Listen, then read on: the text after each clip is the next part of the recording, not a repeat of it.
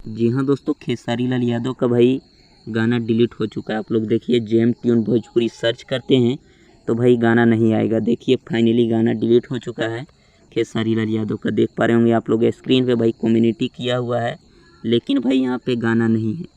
देख पा रहे होंगे वीडियो में। देखिए भाई फाइनली गाना डिलीट हो चुका है खेसारी लाल यादव का, जो ग्लोबल म्यूजिक डिलीट करवा चुका है। अब गाना यहाँ पे है ही नहीं, तो इसके बारे में हम क्या बताएं। फिलहाल भाई गाना डिलीट हो चुका है खेसारी लाल यादव का, यह है बुरी खबर। तो आप लोग इसके बारे में क्या बोलते हैं। गाना तो यहाँ दिख ही नहीं रहा भाई, लगता है गाना डिलीट हो चुका है। अब नहीं दिख रहा है जेम ट्यून भोजपुरी पे।